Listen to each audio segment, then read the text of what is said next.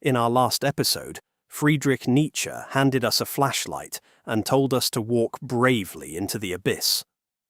He challenged us to become the architects of our own souls, to break free from the herd, and to create our own meaning. But as we stepped out of the 19th century and into the 20th, humanity bumped into a terrifying realization. What if we aren't the ones drawing the blueprints? What if there is a monster living in the basement of our minds, making our choices before we even wake up? To answer this, we must leave the lonely mountaintops of philosophy and step into a dimly lit medical clinic in Vienna, Austria. It is the late 1800s. The Victorian era is at its peak, a society obsessed with manners, logic, strict social rules, and extreme self-control. People are polite, civilized, and deeply repressed.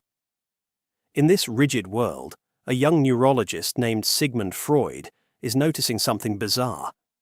His clinic is filling up with patients suffering from hysteria. They have physical paralysis, chronic pain, sudden blindness, and deep depressions, yet physical examinations show absolutely nothing wrong with their bodies. The sickness isn't in their flesh. It is hidden in a part of the mind that science had entirely ignored. Freud realized that philosophers like Descartes had it all wrong. Descartes said, "I think, therefore I am," implying that our conscious, rational thoughts define us. Freud looked at his patients and realized, we have no idea what we are actually thinking. Welcome to episode 4 of our journey through the human mind. This is Freud and the Monster in the Basement. A descent into the dark depths of the unconscious to find the hidden forces that secretly pull our strings.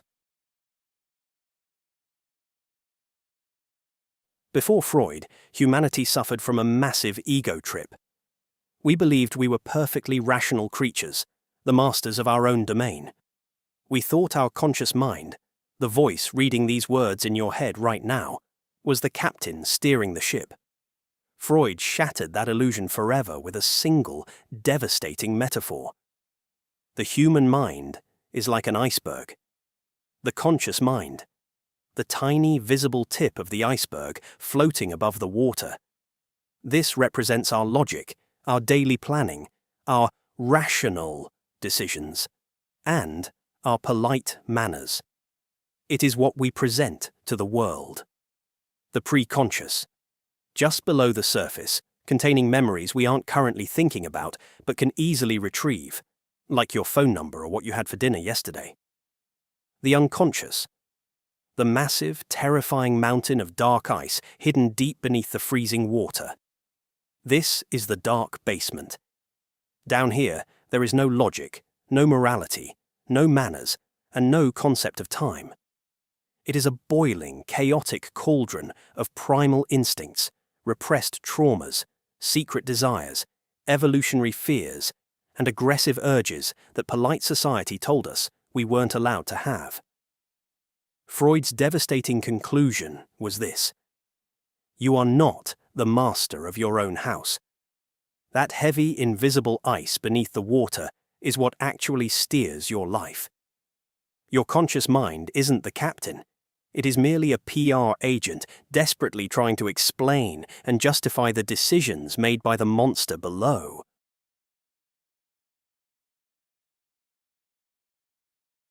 If our logical self isn't in control, then who is? Freud argued that your mind is not a unified self. It is an active, brutal war zone, fought every single second between 3 distinct characters: the id, the animal. This is the oldest, most primitive part of you. It is entirely unconscious and operates purely on what Freud called the pleasure principle. The id is like a demanding, greedy infant. It wants food, sex, power, warmth, and comfort, and it wants it right now. It doesn't care about consequences, laws, or other people's feelings. It is pure, unadulterated desire. The superego, the judge. This is the exact opposite of the id. The superego is the strict, nagging voice of society, your parents, your teachers, and your religion, all internalized in your head. It is your moral compass, but it is a cruel one. It demands perfection and constantly punishes you with shame and guilt if you step out of line. It tells you exactly what a good, proper person should be. The ego, the manager. This is you, your conscious, waking self. Your entire existence is spent acting as an exhausted, desperate hostage negotiator, trapped between the animalistic, screaming demands of the id and the crushing, judgmental guilt of the superego. The ego operates on the reality principle, trying to find a compromise so you can function in the real world without ending up in jail or a psychiatric ward. Think about being stuck in terrible traffic.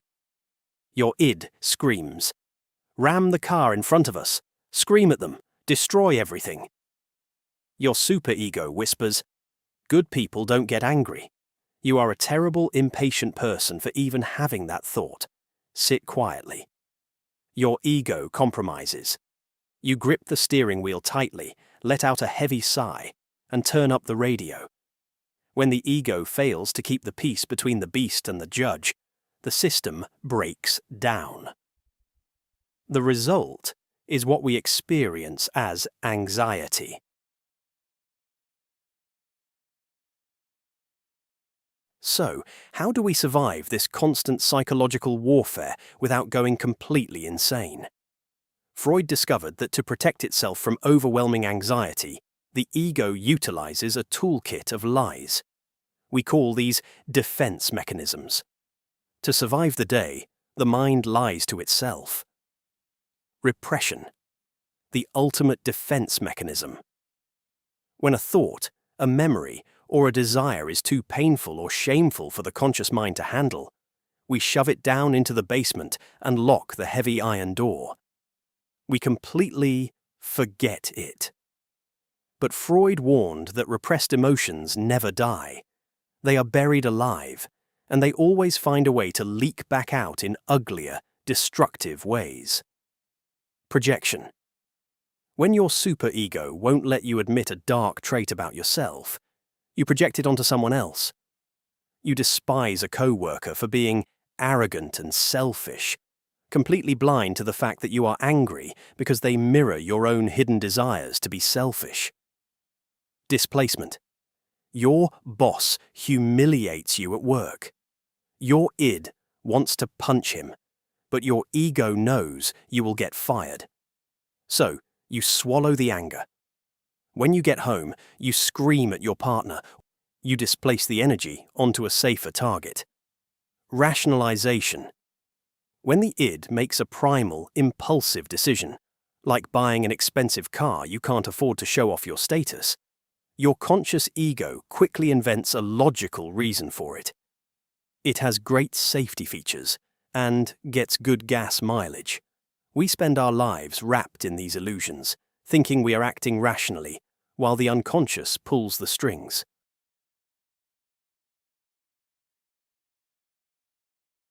How do you cure a mind that is lying to itself? You cannot operate on it with a scalpel. Freud realized the only way to heal the mind was to drag the monsters out of the basement and into the light. He invented psychoanalysis, the talking cure. He placed patients on a couch out of his direct line of sight and asked them to speak completely freely without censoring themselves.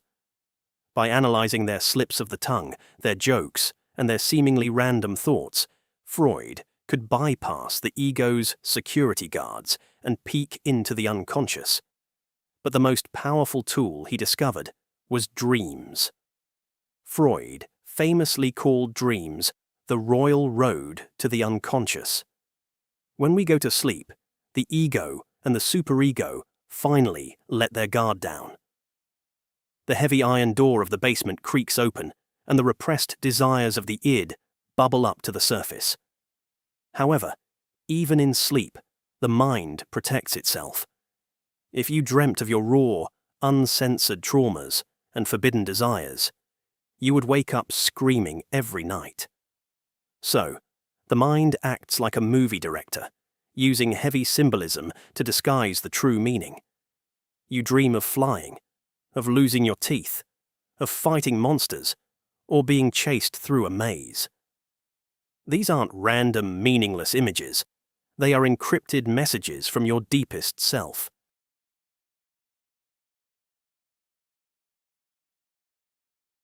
Today, modern psychology has moved past many of Freud's theories.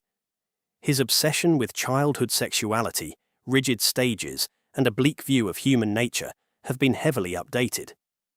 We know the brain is more complex than a battleground of 3 characters. But his core discovery changed history forever. You are a mystery to yourself. Freud mapped the mind's basement, but painted it as a dark place filled with suppressed animal urges and shame. Humanity's trash can. However, one of his closest students, a brilliant young psychiatrist, looked into that exact same basement and saw something else entirely. He didn't just see repressed trauma. He saw ancient myths, spiritual magic, and a collective soul connecting all of humanity across time.